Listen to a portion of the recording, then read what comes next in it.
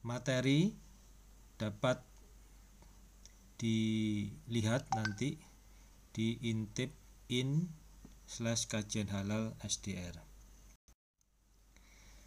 Outline yang ingin kami sampaikan sebagai kadar penggerak halal, yaitu pertama pengenalan halal haram, kemudian pengenalan najis, pengenalan bahan, sistem jaminan halal, dan nantinya ada sertifikasi halal.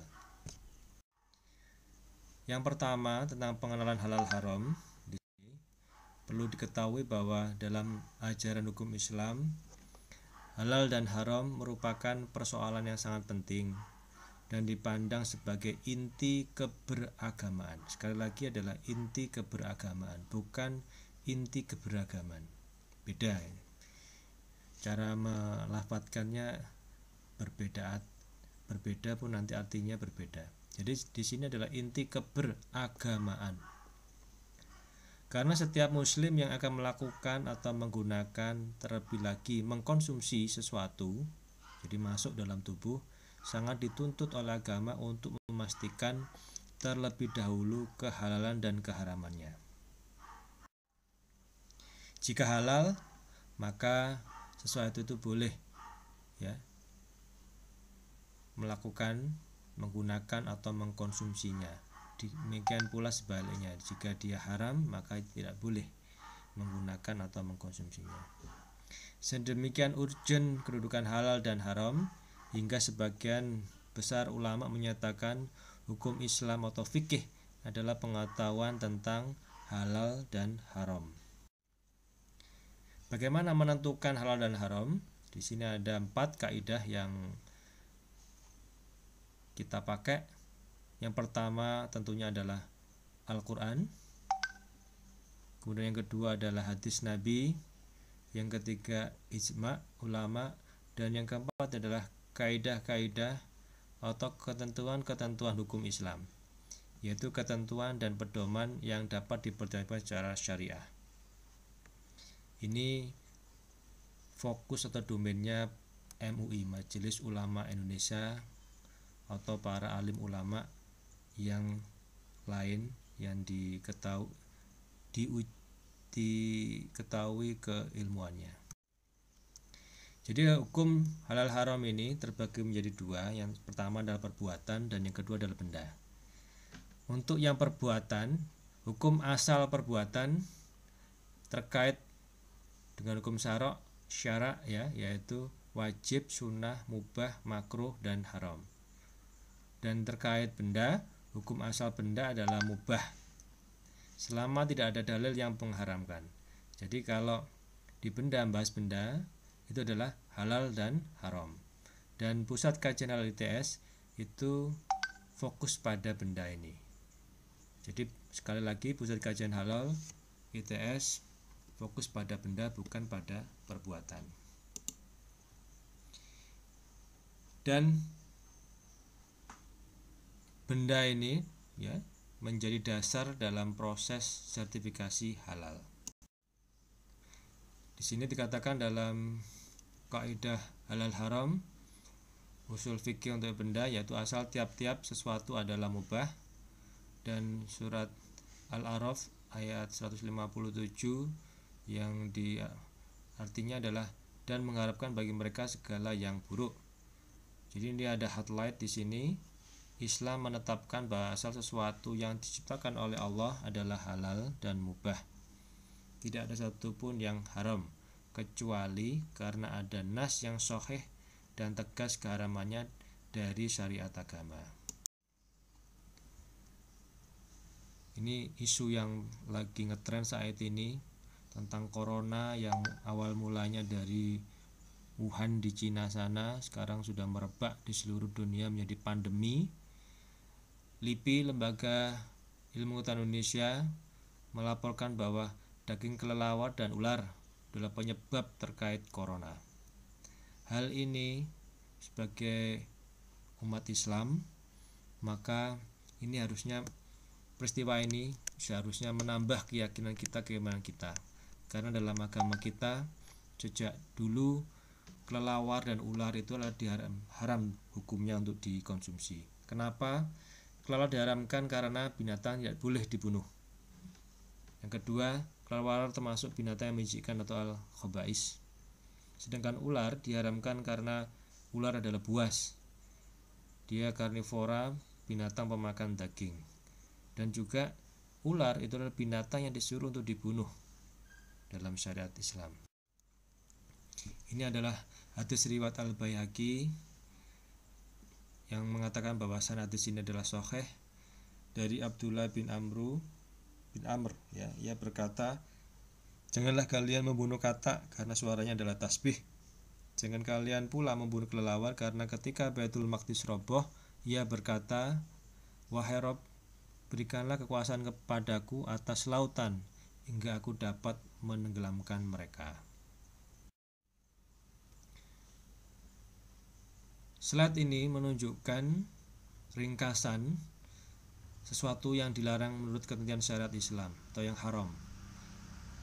Yang tersebut di dalam Al-Quran dan hadis. Yang pertama adalah babi, bangkai, darah, binatang yang disembelih dengan menyebut nama selain Allah, khamr, bagian tubuh manusia, hewan buas, hewan yang bertaring, hewan yang berkuku tajam, hewan keledai jinak, hewan yang hidup di dua alam, maupun binatang khaba'is atau binatang kotor. Kecuali, nah di sini ada pengecualian ya. Semua hewan yang berasal dari laut atau hidup di air adalah halal walaupun tidak disembelih. Jadi ikan hiu, ikan paus itu adalah halal. Ini kami menghimbau kepada para jamaah, terutama pada pengurus takmir masjid-masjid, untuk menghimbau cara pencegahan corona. Yang pertama adalah perbanyak doa munajat kepada Allah, mohon perlindungan. Dan yang kedua, proses ibadah jika memungkinkan diselenggarakan seperti biasa, namun dengan ada jarak. Kemudian tersedia hand sanitizer di pintu keluar masjid, tersedia sabun di tempat wudhu, dan ini para jamaah harus menggunakan dengan bijak. Jangan sampai hand sanitizer dipakai untuk mandi ya.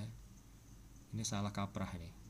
Pengurus takmir dan jamaah yang merasa sakit mohon menggunakan masker penutup mulut dan hidung, dan juga lebih baik tinggal di rumah saja. Jangan sampai kita ini menjadi penyebab orang lain sakit.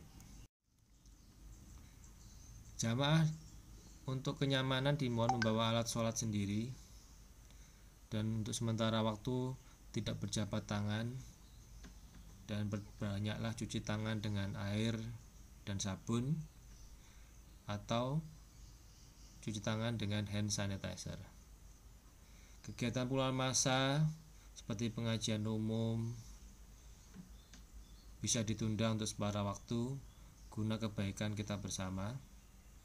Apabila batuk atau bersin, gunakan lipatan siku, jangan menggunakan telapak tangan. Dan juga kami sarankan untuk sementara waktu karpet masjid tidak dipakai dulu sampai kondisi membaik, dan karpet ini tentunya harus dicuci dulu. Semakin banyaknya hand sanitizer yang diburu masyarakat untuk cuci tangan, maka ada judul surat kabar mengatakan hand sanitizer langkah gegara corona. Jadi di sini kami ingin memberikan pencerahan bahwa kita bisa bikin sendiri. Bahan yang dipakai antara lain ya, ini ada di pasaran etanol 96%, H2O2 3%, gliserol 98%. Ini ada dan yang keempat, bahan yang keempat adalah Aquades. Jadi air murni. Kalau nggak ada mungkin ya bisa pakai air biasa gitu ya, tapi air bersih. Dalam pembuatan 1000 mili 1 liter, maka etanol 96% ini Anda ambil sekitar 83,3 mili. Kemudian hidrogen peroksida 41,7 mili, gliserol untuk pelembut itu 14,5 mili, dan ditambahkan air sampai volume 1 liter.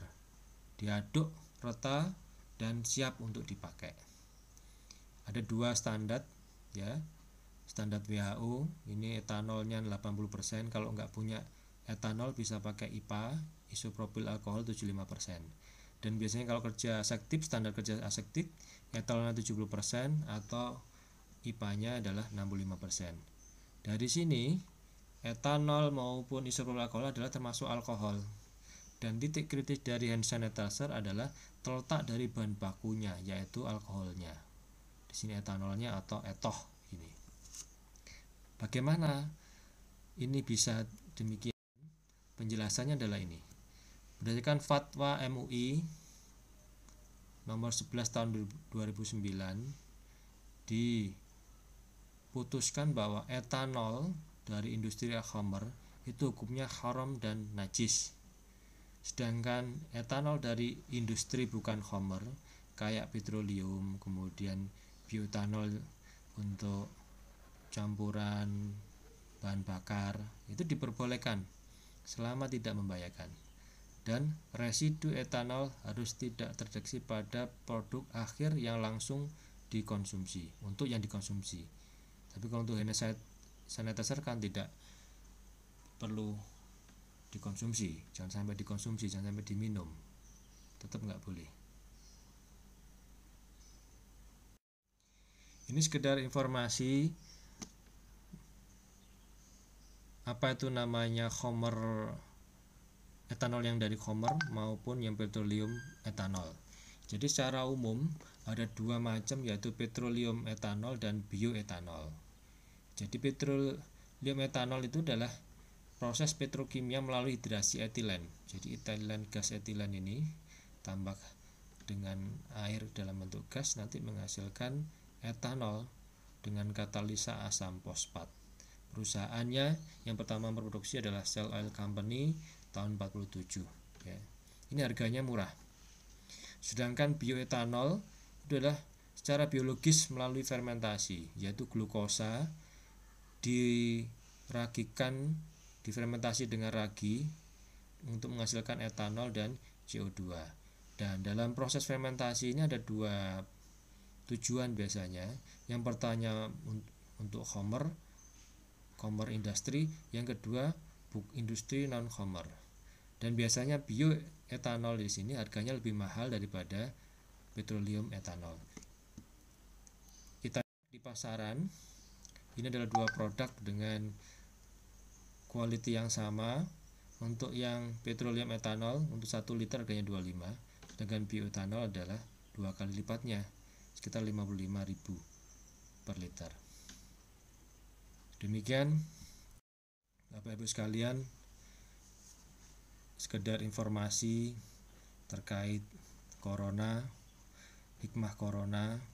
Intinya kita harus yakin, dan sebagai umat muslim kita harus bertambah keimanannya dengan kasus corona ini, dan juga kita juga dalam keadaan sehari-hari penyiapan hand sanitizer juga harus aware, jangan sampai kita menggunakan barang najis. Terima kasih. Assalamualaikum warahmatullahi wabarakatuh.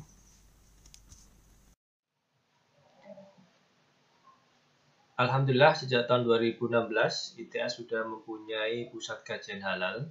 Pusat kajian halal ITS menempati gedung Research Center ITS lantai 5, Jalan Teknik Kimia Keputih, Kecamatan Sukolilo, Kota Surabaya. Ini adalah gedung Research Center dari luar seperti ini. Layanan Pusat Kajian Halal ITS meliputi pendidikan, penelitian, dan pengabdian masyarakat. Untuk pendidikan, menginisiasi terbentuknya masyarakat sadar halal atau kita sebut dengan tagline-nya kader penggerak halal melalui kuliah gratis, training, dan workshop.